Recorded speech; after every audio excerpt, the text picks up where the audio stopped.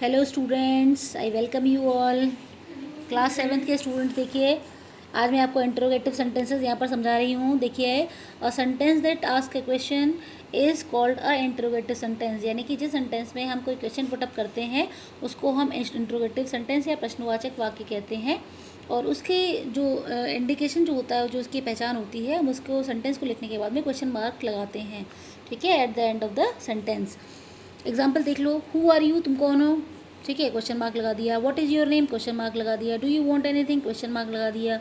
Want you come closer, question mark लगा दिया। ये जो क्वेश्चन मार्क है इंडिकेट कर रहा है कि ये इंटरोगेटिव सेंटेंस है, और इनकी जो स्टार्टिंग होती है वो या तो क्वेश्चन वर्ड से होती है या फिर हेल्पिंग वर्ब से होती है।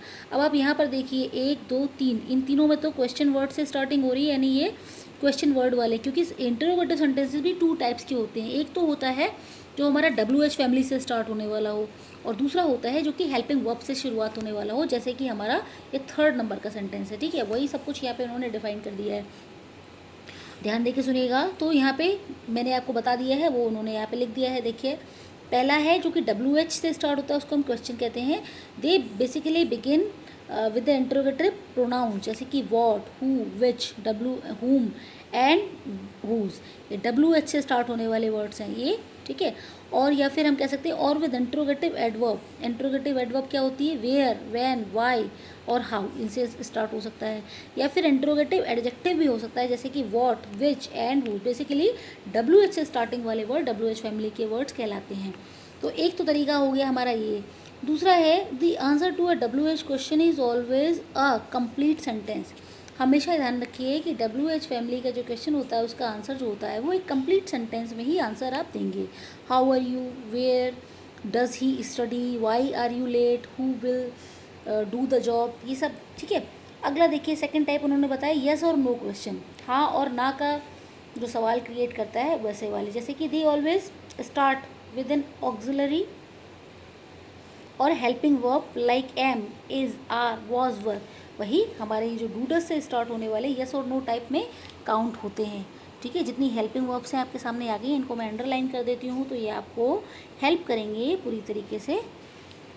देखो ये ऐसे करके है ना, ये अंडरलाइन मैंने यहाँ पे कर दिया है, आपको हेल्प करेंगे इस चीज़ को समझने में। ये भी आप अंडरलाइन अपने आप भी अपनी बुक में भी कर लीजिएगा, ठीक है, ये इस तरीके से। तो बेसिकली ये सब जो होते हैं, ये जो हमारी हेल्पिंग वर्ब से शुरू होने वाले येस और नो में काउंट होते हैं, ये भी क्वेश्चंस हैं। एग्जाम्पल देखो, एम आई करेक्ट, क्या मैं सही हूँ। Have they finish the whole work, क्या सारा काम उन्होंने ख़त्म कर लिया है। और येस और नो जो होते हैं, आस्क्ड फॉर येस और नो रिस्पॉन्स और relation to the entire sentence, यानी कि ये जो क्वेश्चन होते हैं वो हाँ या ना का जवाब चाहते हैं। जैसे क्या मैं सही हूँ, अगर मैं सही हूँ तो यस, अगर मैं गलत हूँ तो नो, ठीक है। उसी तरीके से have they finish the whole work, क्या उन्होंने पूरा काम खत्म कर लिया, खत्म कर लिया है तो यस, नहीं किया है तो नो। इसी तरीके से आप ये भी देख लीजिए, हाउ आर यू, आप कैसे हैं, तो आप इसका आंसर पूरी तरीके से देंगे कि I am fine, I am not fine, I am good, I am not good, ठीक है। पूरा सेंटेंस लिखेंगे, लेकिन यहाँ पर आप 1 वर्ड में भी अपनी बात को कंप्लीट कर सकते हैं। क्लियर हो गया होगा, आई होप मेरी आपको ये वाली बात। यस और no questions are asked for yes और नो रिस्पॉन्स, ये समझा दिया मैंने आपको। अब देखिए, we have positive questions as well as negative question. हम दोनों तरीके से क्वेश्चंस को पूछ सकते हैं। पॉजिटिवली भी हम क्वेश्चन इंक्वायर कर सकते हैं और नेगेटिवली भी हमारा क्वेश्चन हो सकता है। The answer to a negative question is generally yes, ठीक है। हमारा जो नेगेटिव क्वेश्चन के लिए जो आंसर होता है वो जनरली हाँ में होता है, और हमारा जो पॉजिटिव क्वेश्चन में जो आंसर होता है वो हमारा नो में होता है। दोबारा समझिए, the answer to a negative question, यानी कि अगर कोई नकारात्मक प्रश्न है तो हमारा जो आंसर आएगा वो ज़्यादातर पॉजिटिव में आएगा, यानी यस में आएगा। और हमारा जो और क्या कहते हैं एंड द आंसर, और जो अगर पॉजिटिव क्वेश्चन होगा तो उसका आंसर हमारे सामने जनरली हम नो में देते हैं। एग्जाम्पल आपके सामने आ रहे हैं, चिंता मत करिए। जैसे कि इज़ शी नॉट रेडी, क्या वो तैयार नहीं है। तो ये कैसा सवाल है, इज़ शी नॉट रेडी, ये एक तरीके से पूछा जा रहा है इन द सेंस कि ये पॉजिटिव है या ये नेगेटिव है, ठीक है। ये इसमें ये, तो हम यहाँ पे क्या कह रहे हैं, इसका आंसर पॉजिटिव में आ रहा है और ये नॉट लगा हुआ है, तो आप समझिए एक नेगेटिव क्वेश्चन का रिस्पॉन्स पॉजिटिव में आ रहा है, हाँ वो तैयार है, ठीक है। दूसरा क्वेश्चन क्या कहते हैं, विल दे कम, क्या वो आएंगे, नो दे वॉन्ट। ज़्यादातर मोस्ट प्रोबेबली, ज़रूरी नहीं कि हर बार ऐसा ही हो, बट मोस्ट प्रोबेबली आंसर जो होता है उसमें ऐसा ही निकल के आता है। दोनों ही तरीके से आंसर हो सकता है। हम ज़रूरी नहीं कि हम यहाँ पे गए विल दे कम और वो आ रहे हों तो हम ये कहेंगे ना येस दे विल कम, और अगर वो नहीं आ रहे हैं तो हम डेफिनेटली ये कहेंगे नो दे वॉन्ट। क्लियर हो रही है मेरी बात? तो दोनों ही तरीके से हम इस आंसर को यहाँ पर इस तरीके से इसको समझ सकते हैं। Note also the negative not comes just after the subject. ठीक है, हमेशा ध्यान रखिए जो यहाँ पे नोट करके दिया होता है, नेगेटिव का नॉट जो होता है वो सब्जेक्ट के बाद में इस्तेमाल हम करते हैं।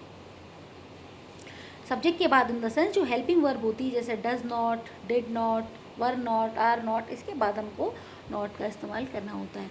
तो आई होप आपको ये जो वीडियो है आज का इंट्रोगेटिव सेंटेंसेस का ये समझ में आया होगा। एक बार हम आपको एक शॉर्ट रिकेप करा देते हैं। इंट्रोगेटिव सेंटेंसेस की दो तरीके के होते हैं, एक जो कि WH फैमिली से शुरू होते हैं और दूसरे जो कि हमारे क्वेश्चन वर्ड आपके हेल्पिंग वर्ब से शुरू होते हैं। WH फैमिली से शुरू होने वाले जो क्वेश्चंस होते हैं, ठीक है, उसको हम क्या मानते हैं, उसमें WH यानी कि व्हाट, हु, विच, हुम, इस तरीके वर्ड से स्टार्ट होता है। और जो आपके हेल्पिंग वर्ब से शुरू होते हैं उसमें डू, डज, ये सारे के सारे वर्ड्स काउंट होते हैं। तो हमने ये जो बताया है आपको यस और नो टाइप के जो क्वेश्चन होंगे जिसमें आप एक वर्ड में भी आंसर कर सकते हैं, उसमें ज़रूरी नहीं है कि आपको होल सेंटेंस लिखना पड़े, लेकिन ज़्यादातर WH में जो होते हैं जैसे कि व्हाट इज़ योर नेम, तो आप इसको पूरी तरीके से बताएंगे ज़रूर कि माई नेम इज़ दिस। आप केवल ये बोलेंगे कि अपना पर्टिकुलर नाम बोलेंगे तो वो सेंटेंस कंप्लीट नहीं माना जाएगा, आप उसका फुल रिस्पॉन्स करेंगे तभी वो सेंटेंस कंप्लीट माना जाएगा। तो चलिए इसको अच्छे से पढ़िएगा। आज की वीडियो में बस इतना ही।